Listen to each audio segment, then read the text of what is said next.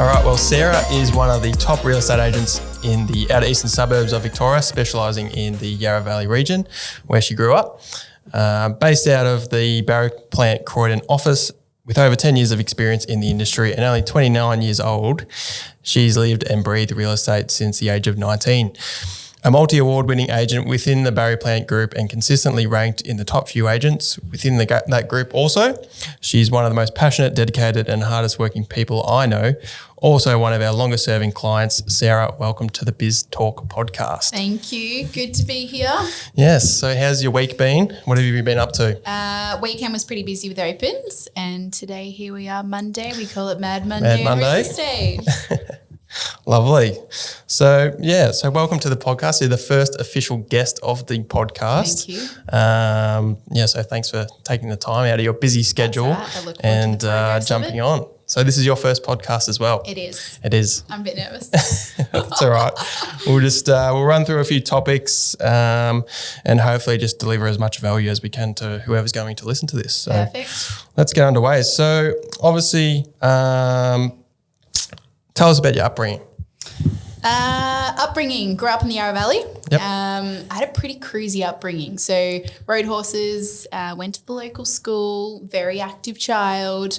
I was pretty good on the books, I Yep. must admit. As the time Bit of a progressed with bookworm. education, it definitely dropped off. And then I think probably relating back to where I am today, I had a pretty rough patch going into my early teens where my parents actually got divorced. Okay. Moved around a little bit within the Yarra Valley, but obviously stayed central to there. Mum's a racehorse trainer, has her own business too, which I think is probably where my mindset is at with business. It's like it's you and only you. Yep. No one else is going to hold you up in this biz. An exact feeling. So I think from that perspective, it's definitely made me grow a backbone. So I had a pretty rough few years from there. Mm-hmm. School was still pretty good. Yep. And then when I finished school, went into uni, Yep. which is probably, I think, something you don't know. I went off to actually study equine science, so horse science. So wow. basically wanted to become a mini vet Yeah. on the horse scale. And then I found real estate while I was doing uni part-time and quit uni and went full-time real estate. Lovely. So what made you pick up, obviously, you'd gone to uni, Yeah. you're trying to figure out what kind of most teenagers into early teens are kind of, not sure what to do. Yeah.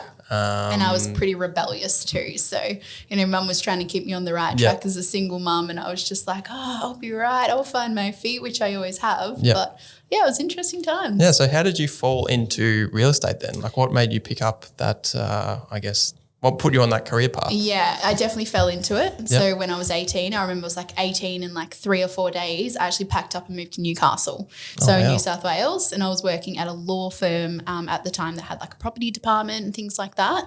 And that's where I was actually doing my first year of uni. So I would travel down to Wagga Wagga at CSU every quarter, go do my practical, and then I'd obviously come home a little bit in between.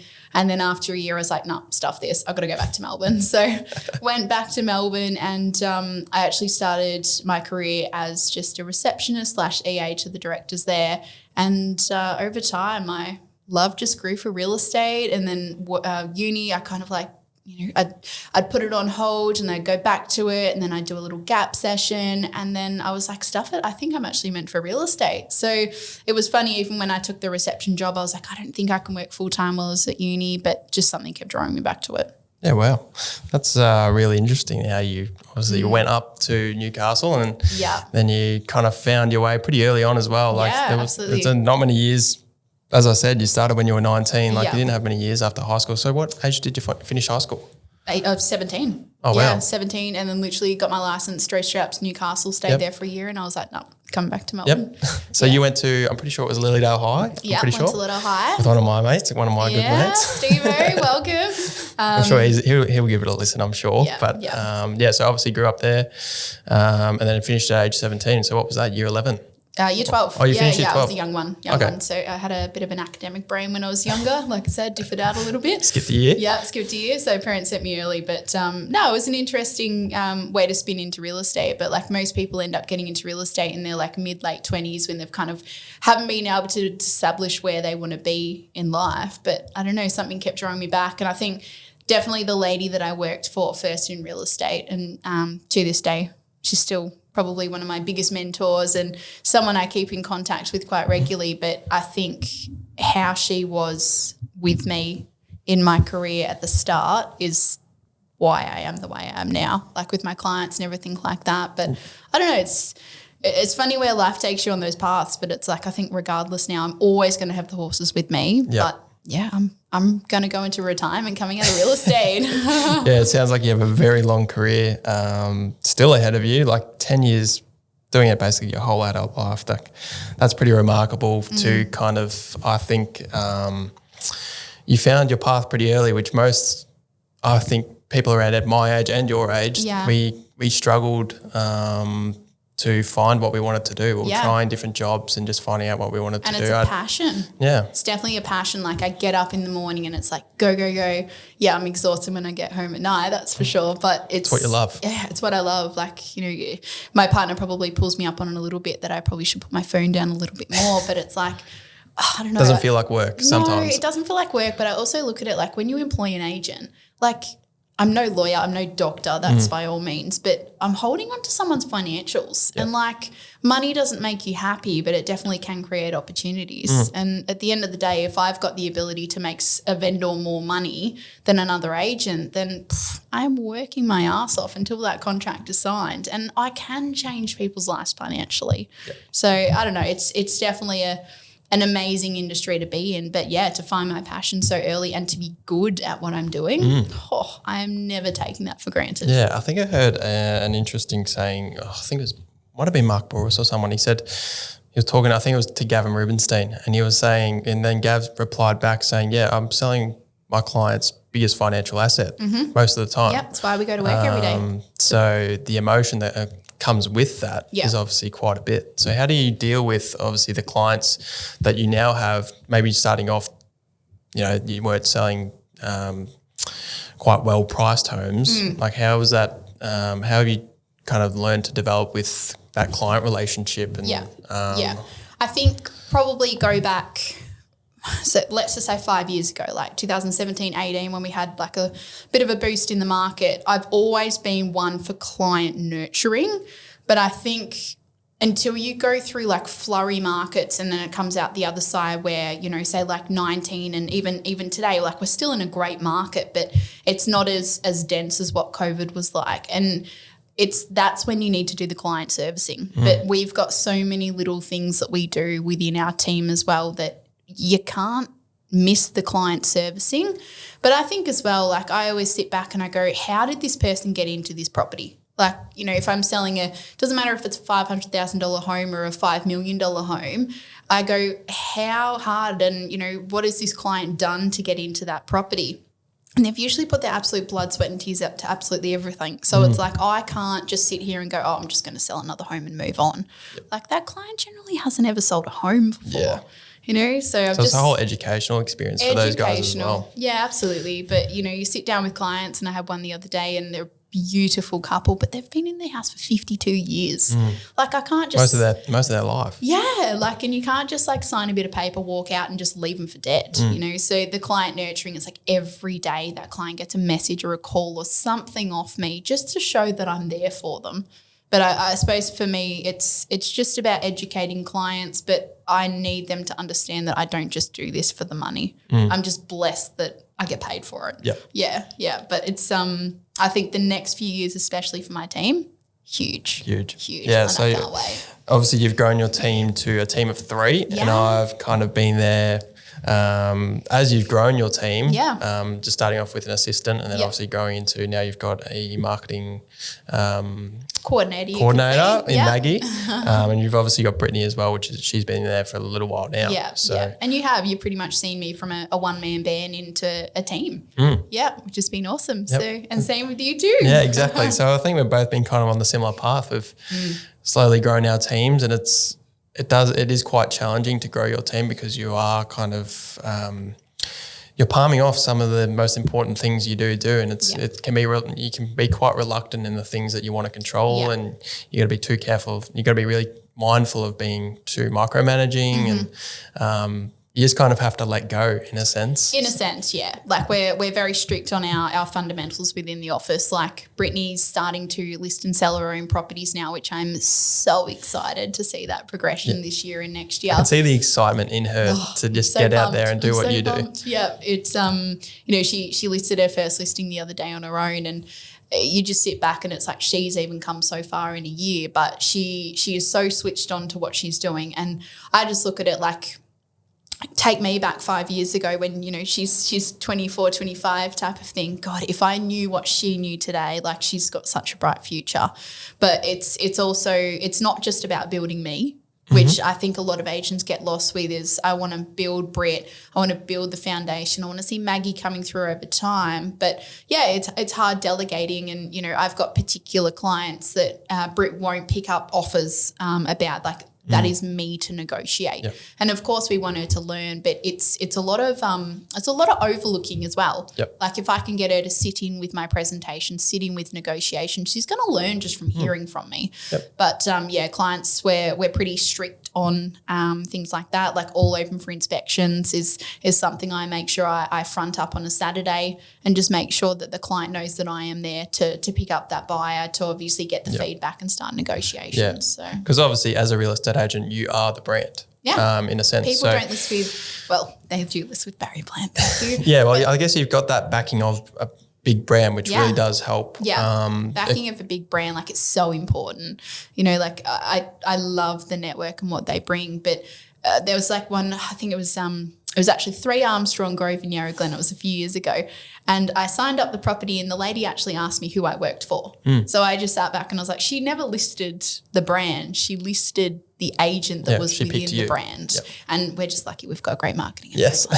But yeah, I sit back and I'm like, people don't employ the network. They employ me, and I'm just blessed that I'm backed with a good network. Yeah, 100%. I think just with your owners in general, like they're really supportive of what you do. And obviously, I don't know the internal workings of the agency lifestyle, but the freedom that they've allowed you to now grow and build your own team within obviously the Barry Plant Croydon office, to me, is that quite rare, or is that kind of, it just depends on how well the agent is established and how long they've been in the I in the think role. so, but like Matt and James, my directors, I'll never be able to thank them enough for what they've done for me over the years. Like Matt's pretty much just said, go. And he's never held me back on anything. If I've needed any resources or anything like that, it's always been available.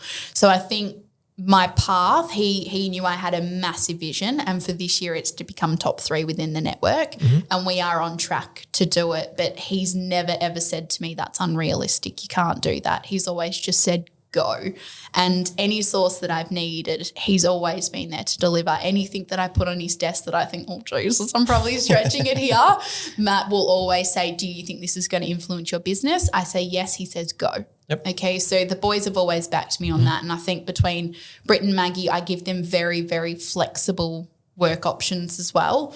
So I think that's probably what makes them so happy within their workplace too. But there will come a time, and whether it's this year or next year, we will try to take on a 4th member of our team, but it's going to be structured differently. But I think my clients as well give me that flexibility too. They know I'm always available to them, but they also know where to draw the line too. So I think as a business operator, we're doing 65 sales at the moment, and we're hoping to be able to grow that to about 100 for 2023. So good things on the horizon, but obviously, big goals. Yeah, big goals, but I think big ambitions. But I wouldn't do something that I didn't feel was out of reach as well. So. Yeah, absolutely. So just in terms of geographics, like have they given you kind of the reins for that Yarra Valley area and gone, you take this area and do what you They just say, go do what you love. And for me, it's servicing the valley and surrounds. You know, we've got a listing up in Talangi at the moment, which falls into Murrindindi Council, obviously a little bit branched out from the valley, but you go where the listings go. Yep. But that client I've sold quite a few properties for, and it's like I'm happy working with them. So it doesn't matter where I've got to drive for. And at the end of the day, if you know your product well enough, go sell it. Exactly. Like you grew up there, so you understand it more than most, which is quite impressive. And like the first inkling of how big you were going to get was, I think you got a billboard out of the Yarra Valley Racecourse. Yep. And so when you drive down, I forgot what road it is, when you turn the roundabout and you go past the servo and you're going out to the valley. Yep. There she is, bang right on the left there. That board will be there until the day I retire. So it nearly got flooded. It was underwater for a little bit during the floods, but it came back up. In the lake, pack your swimmers. But it's just little like promo things like that. It does create the brand, but we do a lot of things on social media and things like that. And it's more just becoming an attraction agent. For me, you know, I don't want to wake up in 10 years' time and have to be cold calling and things like that. I want the business to be coming to me and to think that I'm almost 30, but the business. Still young. Yeah, I know, still young at heart. But the business is coming to me now. Yep. I'm not going to the business. Yep. And that's the model I've always wanted to create. And I want to be an attraction agent to good clients. And I want to sell the big stuff, you know, like I have the ability. We've just sold Penshurst Park in Coldstream. I've just sold one for just under 3 million in Steeles Creek, just put one under offer in Montrose for a great ticket. Like we're selling some big stuff and it's not for the money side of things. It's purely because I enjoy the land. Like I thrive more on selling acreage with, you know, horses, good infrastructure and things like that than I do a unit. Yep. And that's just me. So the attraction is to be, you know, your attraction agent in the valley, and I will be doing it until the day I retire. Mark my words. 100%. And I think, like you've just taken a good stronghold of your key area, I think. And since I've been working with you, it is getting those acreage properties, and yes, we might have to go for a bit of a drive, and sometimes it's out to the King Lake, and it might be 45 the other week. That was fun. Might be 45 minutes, and late twilight shoots and all this sort of stuff. But I think you've really nailed that key market area, and I think like you've been in the industry 10 years, and just reputation is everything. Absolutely. Especially when you are the brand. Yep. You don't have, I think, maybe with Barrier Plant, and because you're part of a grander network, there is maybe that little bit of leeway. But in terms of your personal brand now, because you are building your internal team, reputation is absolutely everything. Absolutely. And to get those leads coming to you, no stone left unturned. You're having to really keep top of mind who you're hiring, who you're bringing on, what jobs you're getting, how you deal with clients, how good your communication is, when is she available, like. When you go on holidays, you're still available. Oh, mate, I'm preparing for a holiday now and I'm so stressed. But I know that Brittany will be absolutely fine. We've prepped, obviously, all our properties to go on a day or two before I get back. Like, that's all fine. But, yeah, it's a lot. Like, the bigger I get, you look at those things and you go, are they restricting me? But, Stu and I, my other half, I would say my better half, we've made a pack as well that we go away every quarter. Yep. And it might even be for, 3 days in Hobart that we did last year or whatnot, but it's just a quick refresher and we make sure we plan that strategically, obviously, around the workplace. But, it's one of those things that you have to have some form of balance, and my balance is definitely not 110% right. I can tell you that. There's days that I wake up and I think it's Groundhog Day, but I also pinch myself and I go, Sarah, go to work. Yeah. Like, you love your job. And I might be a bit tired, but like, just delegate correctly. Exactly. Just get through the day. But I think the balance side of real estate as well. And I think you've seen this a few times where when I get absolutely slammed, you're like, you're good. And I'm like, just be tired today. But I always put a smile on my face, get another coffee in and let's go. Exactly. Yeah. And like, you've obviously got quite a few things going on, like you're building, so you're renovating your own property, you're getting that ready for market and selling, and you're in the market. So when people come to you, you're not just an agent going, I'm just selling the new flashy property. Yeah. I've never done it myself or anything. Like, you can relate to these clients who have done a big reno, who and the time and effort that goes into these things is just huge. Huge. Yeah, and the cost, and especially after COVID with all the shortages and everything. Like, I recently built a house too, and just the pressure and the stress that comes with that, trying to run a business at the same time and a team is just a whole nother level. And we do. We put so much pressure on our day-to-day lives now. Yeah, like I look at it and I think between work, renovating a house, like any downtime I get, I am painting at the moment.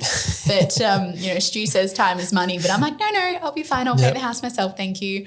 But, between the renovations, planning, trying to just, I look at it and I'm like, fit body, fit brain. So as well, just trying to keep active. I ride as well. So trying to delegate time to ride, spend time with family. My parents are located a few hours away now. So getting the time to go up up and see them is quite limited. Obviously trying to fit in a few holidays here and there, managing staff, managing just life itself. It's a lot. But, you know, I look at it and I'm like, I wouldn't have it any other way. You know, if I worked a 9-to-5 job, went home and I wouldn't know what to do. You know, like we have a cleaner at home now, and I was definitely against the idea at the time because I like to do everything myself and don't delegate.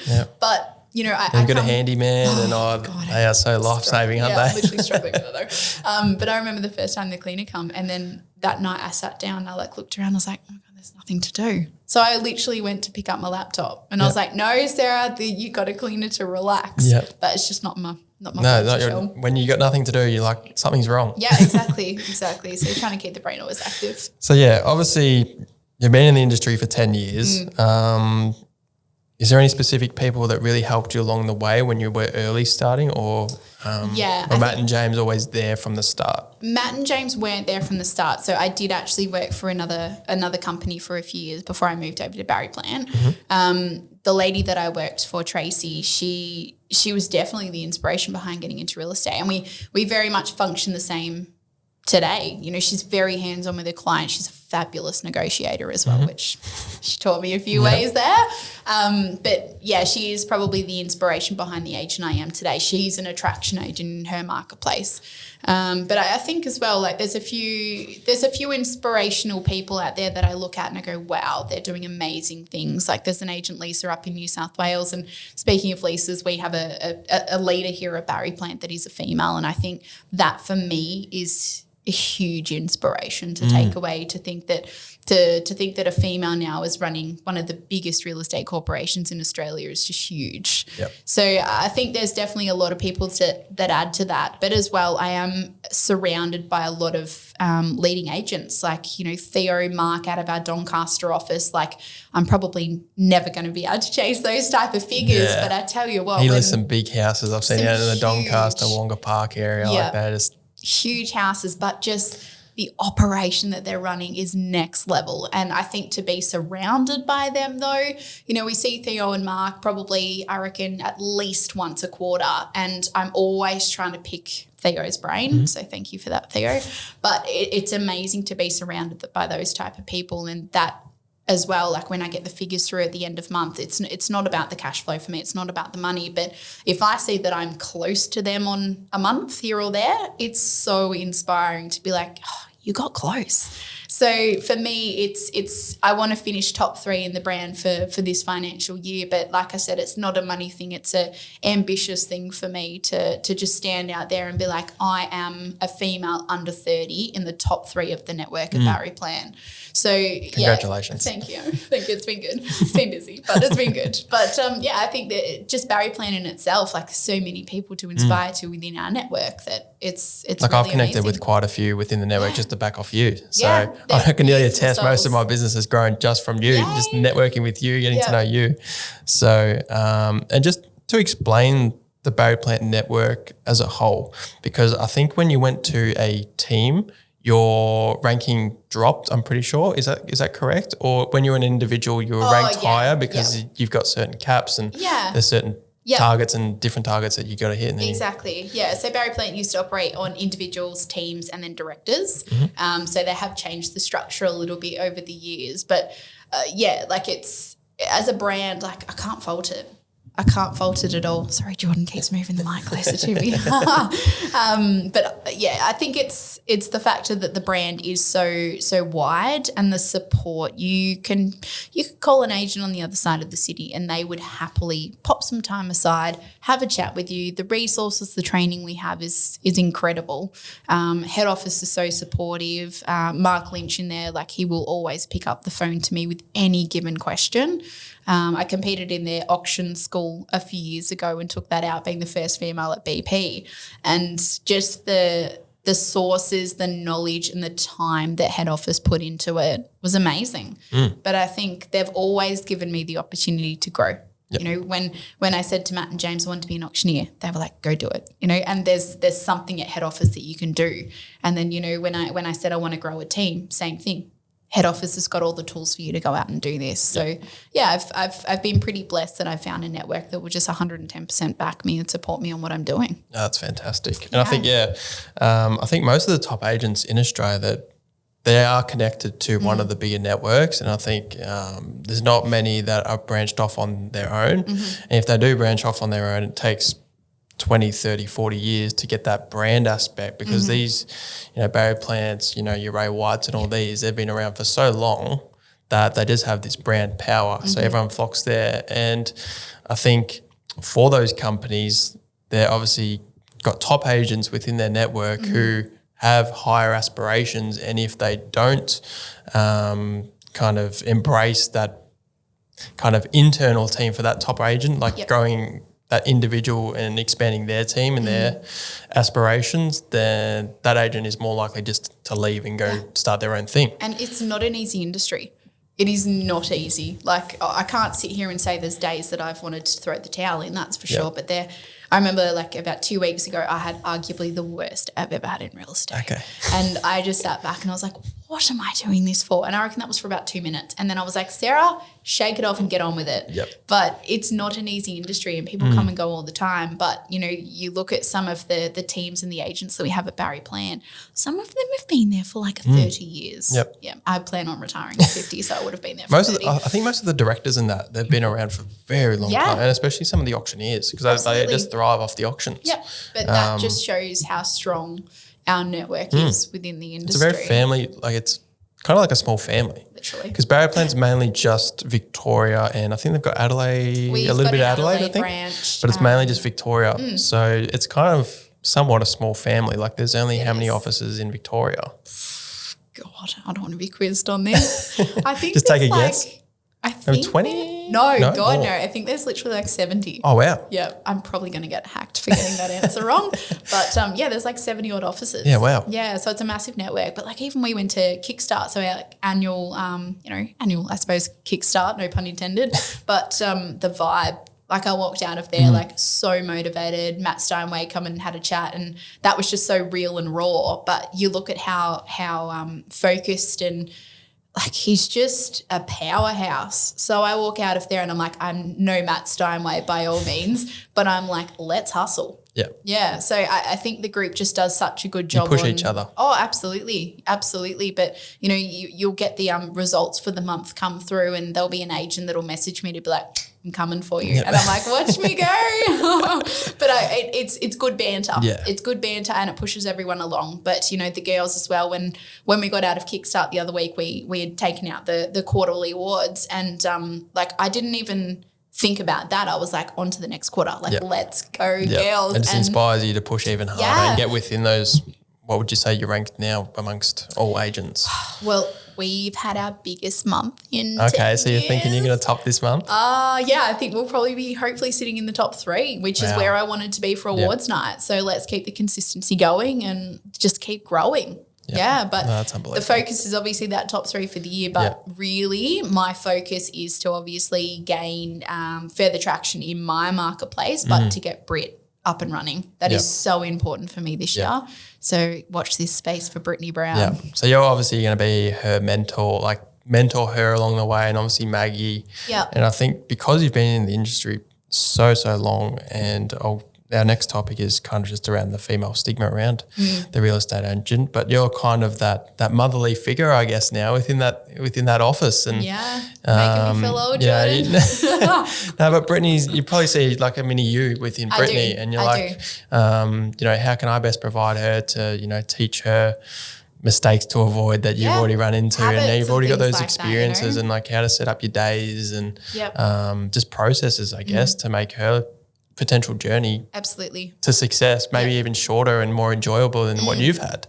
Exactly. And it's creating just a good pathway to get through. Like mine definitely wasn't easy. I was an EA for quite a few years, where I learned the ins and outs, which is where I want her to be.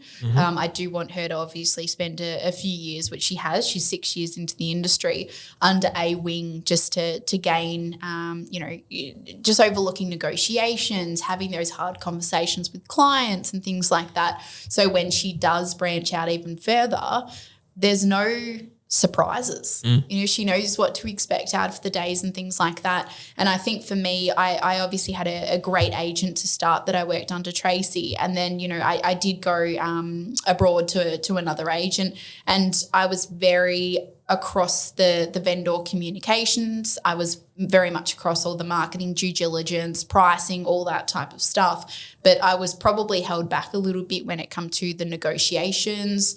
We were in a very much an auction market at that time as well. So I have had to kind of recap my brain on what I learned from Tracy at the start of my career and bring that forward to what I do today. But I think as well, like I'm a very good mind planner. Like I start negotiations and I'm already prepping what I'm going to be doing with that buyer within 12, 24 hours. So I think for me, my mentality to real estate in the last probably 6 months changed as well as the market has shifted. But, it's passing all these traits on to Brit. And, you know, there'll be things that I do on the day-to-day that she probably doesn't adapt to very well. But I think it's creating your own path, but creating good habits within real estate and just be real. Yep. I think that's the biggest thing. And, you know, there is quite a stigma around the real estate industry. Like I came from a car dealership background. So tell you what, mate, in terms of rank, like it probably goes used car salesman, real estate agent, then probably mortgage broker, lawyer, and the list just goes on. Yep. But like you're in the top two. I literally, I reckon half a dozen times a week get called a used car salesperson. And I'm like, I don't know why being a car salesperson is ever so bad to start with. Yep. But it's like just that stigma around the bad people that are in the industry reflect across everyone. And I think that's quite a challenge for you to break that stigma and go, I'm a real, like try and give as much realness as you can. Yeah, I'm here to help. And the way that the industry is going as well, like with their price quoting and negotiations and stuff like that, there's nowhere to hide anymore. So I think that stigma will wear off over time, and especially that now that the market and the real estate community as a whole is definitely changing. But I kind of I'll stand back and I'm pretty bubbly and fun person day to day, and then someone will be like, "Oh, used car salesperson," and I'm like, "Don't, mate, don't do it." But it's just the old saying goes, and I think it's been there for a long time. But and yet you have quite a few agents within your, say, we call it like PMA in marketing, but your area, they unfortunately do have a bad stigma within the community, and they do have that used car salesman approach, and they're just all sales, all gung ho, and that kind of personal aspect of, are they actually telling me what I should be told? And what I found from you is you're real with your clients. Like if they need to hear something they don't want to hear, you're just going to tell them. Everything gets put in writing. Yeah. So that's the biggest thing with me. But I think as well, like I've bought 2 properties over the last 24 months, and having to deal with the agencies in my marketplace, that's been interesting. So I think as well, like I've learned a lot, not from just, what we're coming into 10 years, the probably about 500 to 600 clients that I've ever sold for, but it's more about the actual, the interaction that I had, and that's changed my mindset as well. Like I bought an investment last year, and then obviously just bought the house I'm renovating a few months ago now. But just even the communication of the agents in my local area and things like that. Like I get that I'm an agent, but I kind of sat back and I was like, oh, geez, like I'm running rings here. But it's also polishing up on a few, little things here and there. But I completely get where a buyer comes from in regards to an agent to be like, used car salesman, and even, vendors as well. Like when we're sitting down with them, they haven't sold their property for 20 or 30 years. That used car salesman was the old analogy. And that's, unfortunately, they don't know anything different. But generally when I get, when I finish with a client and finish that campaign, most of my clients end up becoming my friends. So I have seen that. Most of your biggest sales and the ones that you from the outside would just think, they're just selling this, multi-million-dollar home. It's just a number, like sale done. That's it. You're out hanging at the bar with them next week.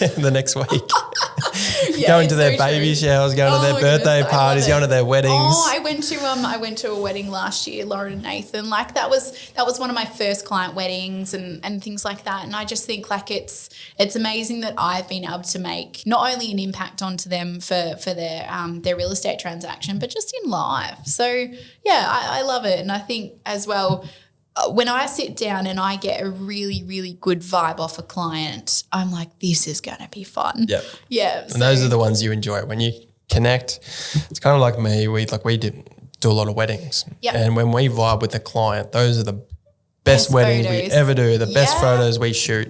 It's just like you just get that connection. Absolutely. And it's so rare. It's somewhat rare when you're starting out, but as you develop your brand, Yeah. then you start attracting that type of client. And it's that's when it gets really, really relaxing fun. And it takes too. quite a few years to get to that point. And Definitely. some aren't willing to, push through that tough period of dealing with, those harder clients, Yep. those harder negotiations, those type of things. But But once you most get through that agents- barrier, then it starts coming back to you. Correct. And most agents don't even make it to that part. Exactly. They look at it and they go, it's in the too hard basket. Yep. But real estate's not easy, can reassure. But I think I'm pretty blessed with the clients I get. Like I have made some amazing, amazing friends out of it. And, my best friend is one of my conveyancers. Yeah, right. She has been a client of mine. Yep. And then I look at some of the campaigns that I've done over the years, like they have been something so special to me.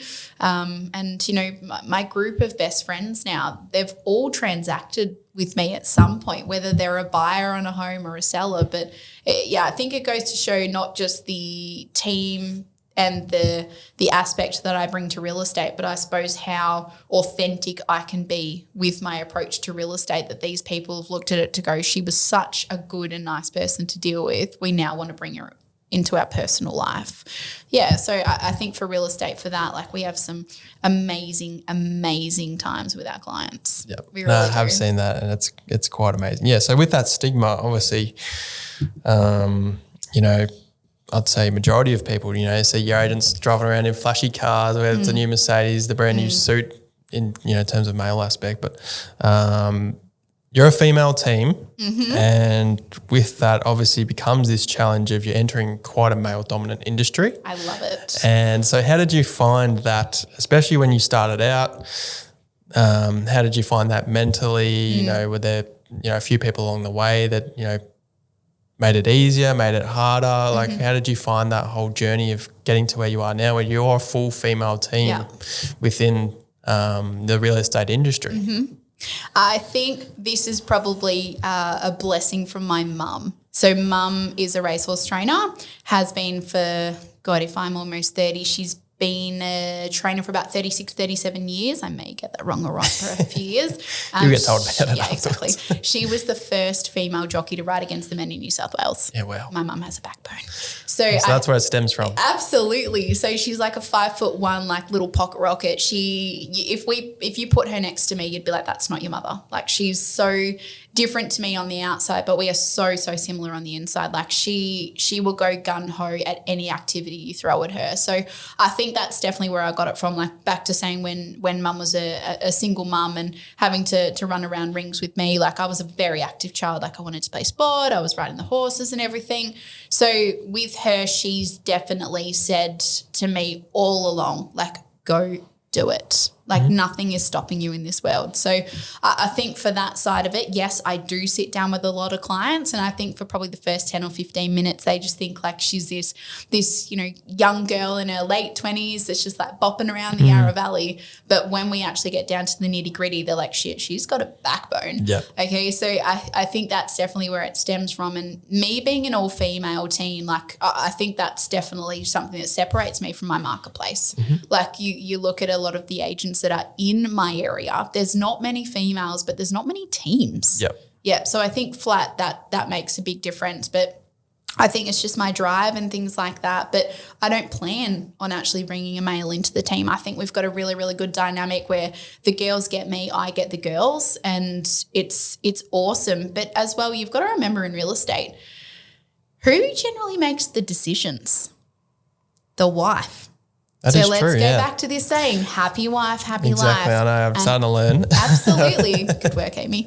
But I can see in this marketplace, when we finish up on a Saturday, I can almost guarantee you about 75 to 80% of my calls, so 3 out of 4, is the wife picking up the phone that day, not the husband. That's because obviously they have more emotional attachment There is maybe, emotional whereas the attachment. male is probably just thinking dollars most of the time. Most of the time, absolutely. And from me as well, like I will very much analyse who is the pocket bringer of that. You know, if the wife's going to be the one making decisions, I'm calling her back on a Saturday. If I think he's holding the roost of it, of course I will call him on a Saturday.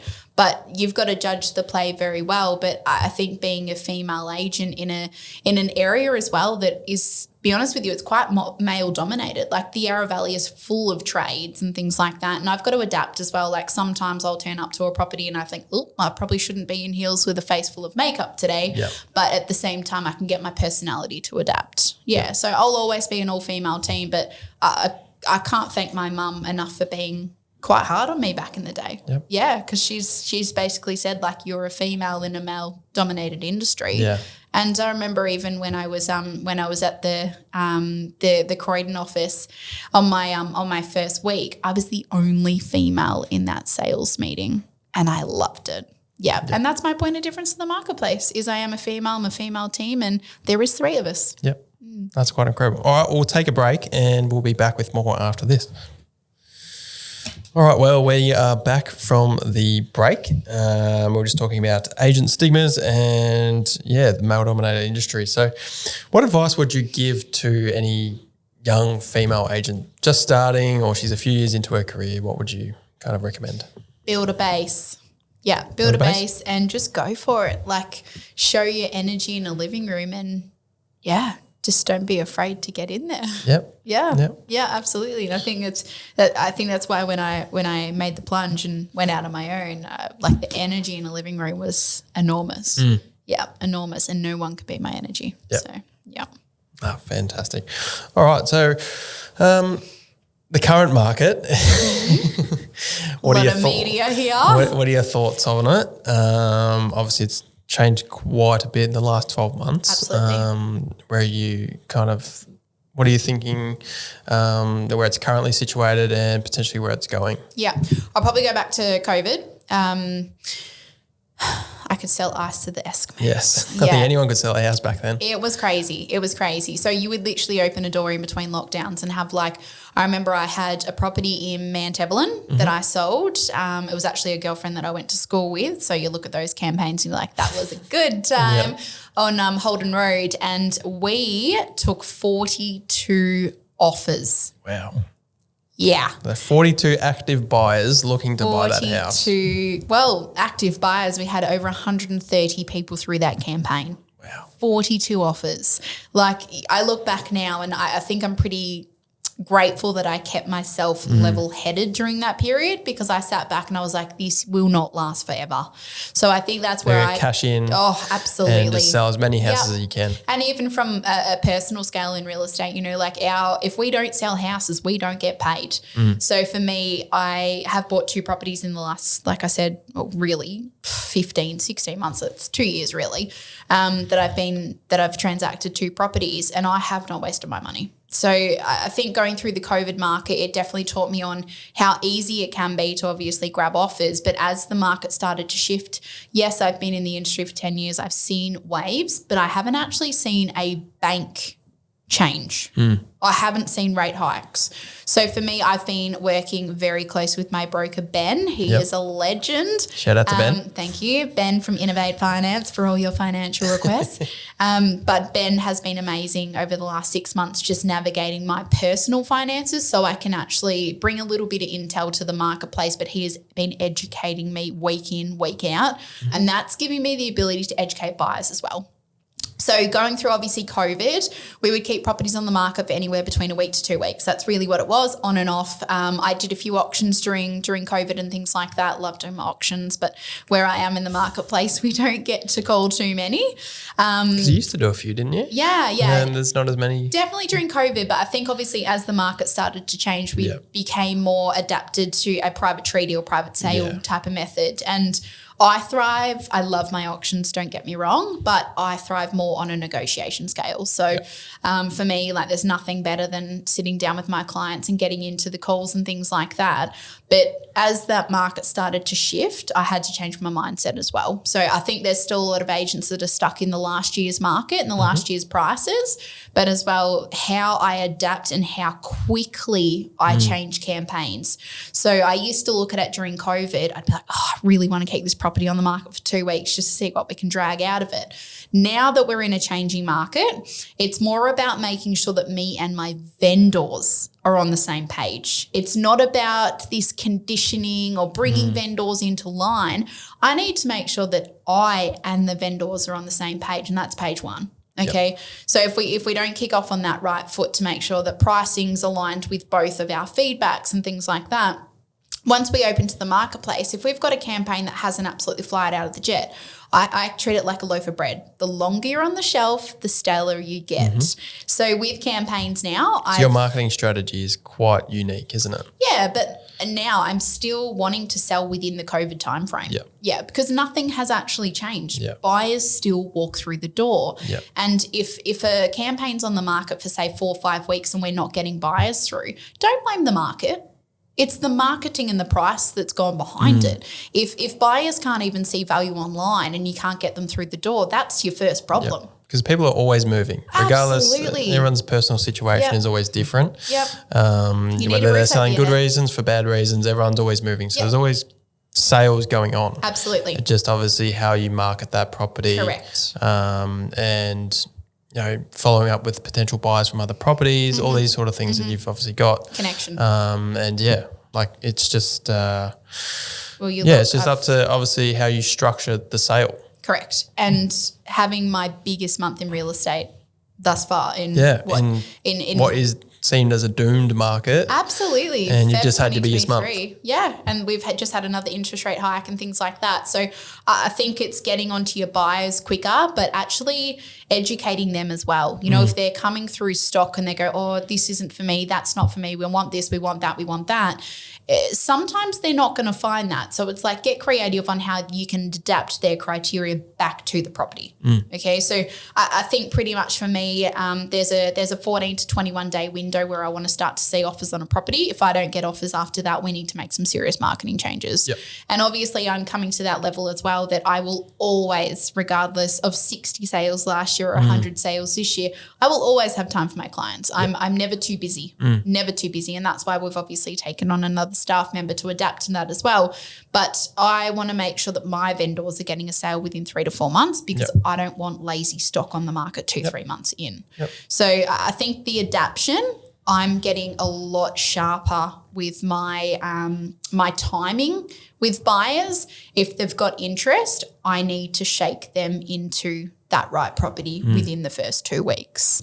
And if they are dragging their feet or, we're still working on the finances or whatnot, I need to find the buyer that's ready. Yeah. And I think for a lot of clients as well, they forget that we've come out of a market where I said 42 offers on one property. It is still okay if you only get one offer on your home. It is still okay. And I think still a deal that can be done. God, yeah. And the property's only as good as the agent behind it. You know, and we see some average sale results come in and then I go, geez, that agent hasn't even transacted in, they're transacting maybe one every 2-3 months. They're still in COVID times. They're thinking they chuck a property up and you'll see a few agents, they just list as many properties as they can and they don't really quite understand that they have to take on the right listings. They have to market it properly in order to sell it. So absolutely. I think that's where your difference lies is you're going to tell tell sellers the actual things they need to hear. You're not going to sugarcoat it and go, we're going to list your house at this price. We should sell it within this time frame. You're going to be like, no, we might only get one offer within 3 weeks, but that could be the offer that sells your house. Absolutely. And I think as well, like I will tell a client what they have to hear. Yep. Yeah, and the amount of business I have lost from that because I wouldn't say it's upset them by all means, but it's been factual, okay? And yes, there's been times that I've watched properties go on and they'll sell in the area that I quoted it originally and I think, geez, like they've missed a window there. But, hey, it's each to their own and that's definitely an opinion. But I think my state in the market at the moment, I don't think my mindset has ever been so strong, so strong. And I'm starting to take over a lot of listings from other agents' mistakes and I thrive off that. Yep. So I've just sold one out near my marketplace. I had it on the market for 10 days. Another agent had it on the market for 10 months. Wow. Yeah. So let's move, let's hustle. Yeah. And I said to the client, what's the brief? She said, sell it quick and sell it well. Walked out of there, did exactly that. So I think as well, my mindset for 2023 has changed and it has never been so strong. Yep. Yeah. So obviously there's a lot of us that are not sure what to do in the current market, you know, in terms of, you know, value of properties and how much do you think your house is worth now? Should we sell? Should we downsize? There were quite a few people that got kind of stuck into that COVID time where they were potentially overpaying for a property. Urgency. And now the interest rates are going up. They can't afford it. What is your advice to sellers looking to sell their house now? I think it just depends on everyone's position, you know, and I actually use this a lot with my clients and my buyers, right? So I purchased my renovator last year. Now that was July the 4th I settled. Okay, I gave my broker a brief and he definitely stuck to it. As the interest rates have gone up, my mortgage has gone up $1,200 a month. Yep. And I sit back and I think, how the hell are people affording houses? Because wages aren't going up. No. Unless you're not unless you're $1,200 a month. Exactly. Unless you're a salesperson who might be on commission and you have to work for what you earn. I budget very well. Yeah. But if you're stuck on a salary, your salary isn't changing. Absolutely. Your hourly rate potentially isn't even changing, and then you're having to fork out potentially $1,000, somewhat $2,000 more. Correct. And there's a lot of people coming out of fixed rate mortgages that were on 1.8 and they're about to come out into 5 or 6. There are scary times, so people do have to kind of think: is this house worth living in and paying that, or do we downsize and potentially move into something smaller that's more affordable? Where it goes back to where you said where real estate's always going to be there. Everyone's always going to need a roof over their head. But I think it comes down to what the client actually wants to do. So, you know, there's a few clients that I've got that are in fixed rates and things like that at the moment, and they said, should I be shifting? And then we do the sums on what a variable rate would look like on the other end and what the agent fee, stamp duty, moving costs, everything in between. And I'm saying to people, I'll see you next year. Yep. Okay, so I just did a case in Hillsville where Just smack it into an offset, all your savings, and just and I'm happy and I'm happy to be that agent that sits there and tells them to wait 12 months. I am. And if it's factual based advice, I won't be saying to that client today is the time to go on the market, because at the end of the day I need to help their pocket to help mine. Okay, so I think for the case I had in Hillsville a few weeks ago, the client had a 10-year structure plan and we were 9 and a bit years into it, and I ended up turning around to the client and saying, I don't think it's the right time for you. And it was just on a factual note for a financial structure. And I think it's really important, especially in my marketplace as well, is if I'm telling people based on what they've provided me as information, I'm definitely not an advisor, but you can pretty quickly look at some sums from people and think, geez, these people shouldn't be moving. Yeah, so I think it's protecting people's best assets, like you said, but I don't think people that are buying into the market as their first home or doing an upsize or downsize, I don't think they should be too stressed about what the industry is doing at the moment, because, you know, we're not paying 18% like our parents did back in the day. Probably our living arrangements have changed. Like, I say this all the time. I have 2 laptops. I have 2 iPads. I have a mobile phone. We have Wi-Fi at home. We have 3 TVs. Is this all necessary? It's not. What are you actually spending on other things? But that's the thing, is like we're spending money on things that we probably don't need. You know, like you go out for dinner. Most of us girls buy a new dress. Like, is this all necessary? Uber Eats, all these sort of things that just add up over time. It might be $20, $30 here. But you do that constantly, it adds up to quite a big sum. It definitely does, but I think we're in a very much a world of convenience where, say, back in the day, our parents go out to the milk bar and grab it yourself or whatever it was. Yeah. So I think times have changed, but obviously we're adapting with the technology side. But I think for buyers out there, if your broker can they can live within your means, I don't feel like you should be waiting to transact property. And we do mention this to our buyers as well. The interest rates for your lending capacity are going down quicker than the market is. So say if you were looking at a property with me last year of $1 million, you're now looking at a property with me in, say, the early 8s. Are you going to be happy with what you were looking at? No. Okay. But the market hasn't come back that much. The market max has come back 10% in some metro areas. So if you take that $1 million and then obviously take the 10% off, it's $900K. You should have bought the bloody house. So I think looking at that, and I bought both my properties in arguably the peak, and I plan on hanging on to them. So I think if it's a flip of a few years, don't even think about jumping into the market because, we don't know what's going to happen, but we don't know when those interest rates are going to start to come down. I think they're going to plateau for a while, but come down. So I think if you're looking to do a reno and flip, probably not the market for you. But if you're coming into having your family home for, say, 20, 25 years, go for it because that property is going to be worth more, and we're looking at potentially buying a block and building over the next few years. I have no fear about doing that at all because you're going to do it regardless. Correct, because we've already got a life plan and I don't plan on getting out of that property for the next 30 years. So you can't tell me in 2020, say 4, by the time we get around to it, that property is going to be worth the same in 2054. It's not, and that's factual. It's just going to be relative to the market. Then absolutely. So I think you've got to do what is going to make your foundations of life happy. And if buying a property in a suburb that you like and you enjoy is going to be it, and you're there for the 30-year term, you shouldn't even be worrying about a few grand. You really shouldn't. So I think it's more just get a good broker or obviously get a good banker.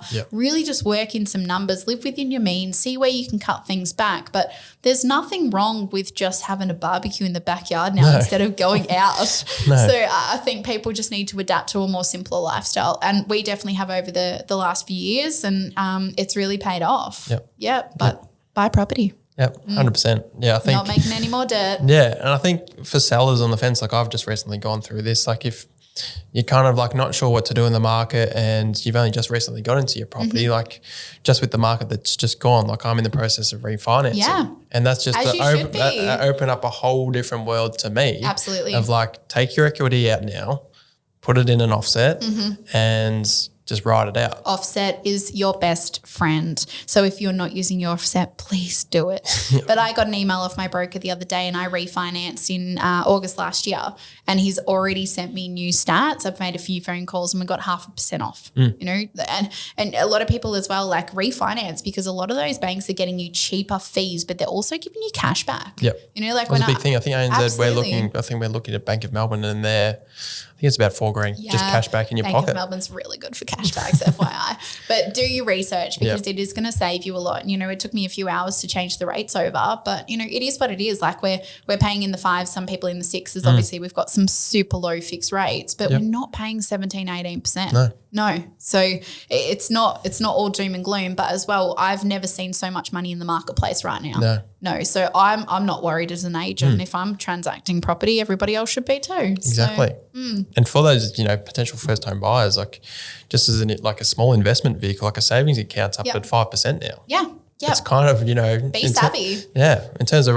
return on investment, where savings accounts were kind of looked down upon because they're at 1%, below 1%. You're not getting anything in your money on your money invested in property. Like just having potentially your deposit as you're saving up from 18, 17, 18, 19, 20, you can have that in a savings account now, earning 5% on that money. Absolutely. And I would love to see like over time as well for probably more so our generation is like the last generation, they bought one property and that was it. Like you had your family home, you went on your holidays and did everything in between.